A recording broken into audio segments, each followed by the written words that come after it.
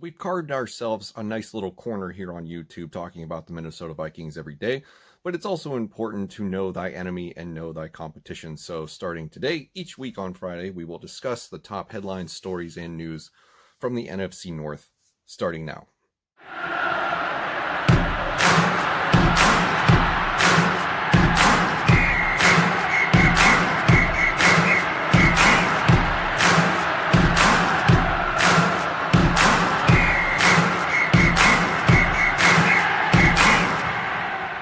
My top story for the week for the NFC North comes from Detroit, and it has to be the introduction of Dan Campbell.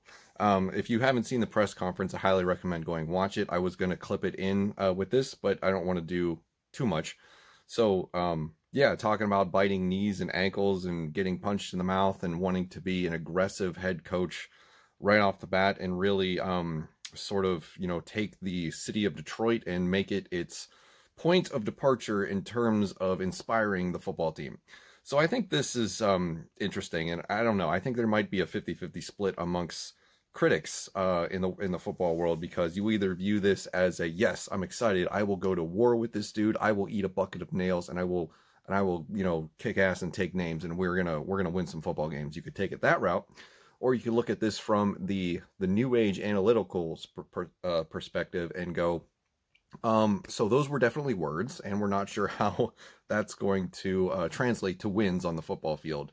I don't know where I am yet on this. I think Dan Campbell looks like, he's definitely not an X's and O's guy. He's a guy that looks like he would murder you just for using an aerosol can in a manner other than directed. So, do I think that this is going to bring about a new era of change for the Detroit Lions? Time will tell. We'll see. It kind of reminds me of Greg Schiano during the Tampa Bay days, where he tried to really give the team an attitude. And if this goes the same way, my first thought will be most penalized team in 2021. So that is the Detroit Lions news for the week. Other news, breaking news for my second storyline of the week is actually happening today.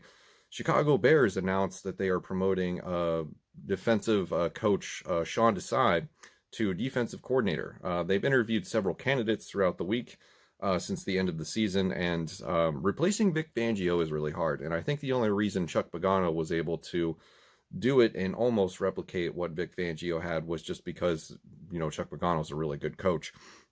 So I actually like this hire. I like this hire a lot for the Chicago Bears. I think this is something that screams that they're trying to get back to the 2018 season before Vic Fangio left, where they had a really monster defense, went 12-4. I believe that was the first year that Khalil Mack was with the team. And yeah, I think this, if anybody can really do it, I mean, it should be Sean Desai, who's been with the Chicago Bears since 2013. Got his start at Temple, coached at Miami.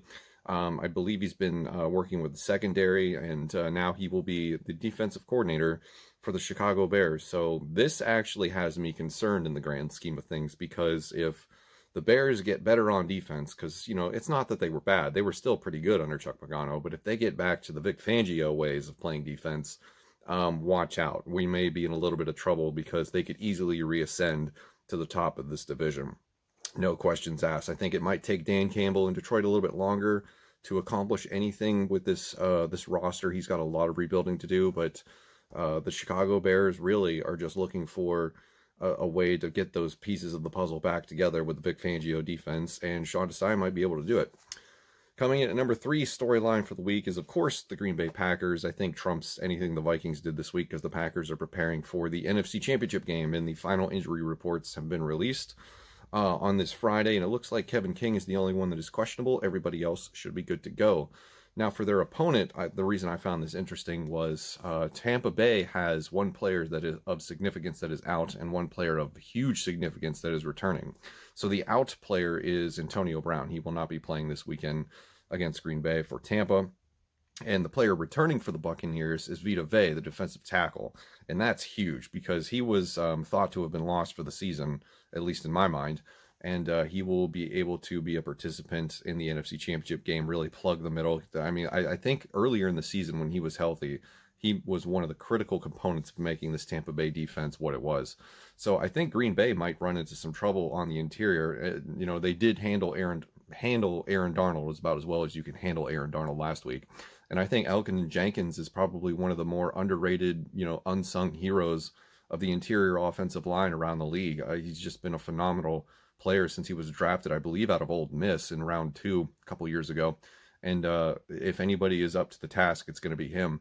And even with Bakhtiari out, they've been able to make it work. So I look forward to this game. Final prediction for me, if you're looking for one, is the Green Bay Packers will defeat the Tampa Bay Buccaneers and go to the Super Bowl once again, which I know is probably going to be tough for Vikings fans, but I think it's just the reality of the situation that we're probably staring down the scenario of Green Bay playing against the Buffalo Bills in the Super Bowl, which means on one side of the bracket, we've got the Packers, who we probably don't want to win anything. And then on the other side of the bracket, we have Stephon Diggs, who may wind up with a championship ring in his first year after being traded to Buffalo from Minnesota. So it's just some storylines to look out for in that regard.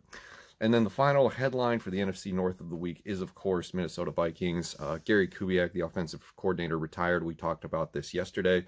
I'll leave a link in the description for my extended thoughts on that. I took a bit of a beating in the comments on that video because of my overall thought process on how this will be the 6th offensive coordinator for the Vikings in 6 years.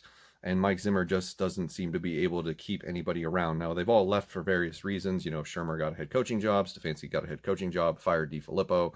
And now Gary Kubiak is retiring.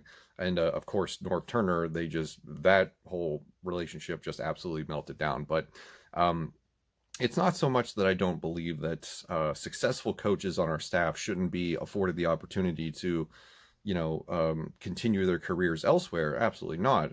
By all means, if you are qualified for the job, please take it. I'm very proud of Kevin Stefanski, what he did in Cleveland, and he was named Coach of the Year. So it just sucks that we don't get that in return.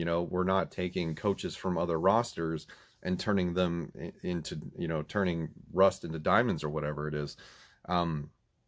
It just bums you out when you keep getting, sort of a talent drain from a team that can't get over the hump, yet everybody still wants your guys. I mean, heck, we even lost George Patton to the Denver Broncos, who will be their new general manager. So, but the story is that Gary Kubiak is retiring. We now have a vacancy for the offensive coordinator position in Minnesota. Of course, they will have to do at least one external interview, but the speculation is that Clint Kubiak will be taking the job, at least as of right now, and we will catch up on that later next week if there's any changes. So those are your storylines, headlines, and news for the NFC North for this week. Hope you all enjoyed the video, and I'll see you in the next one.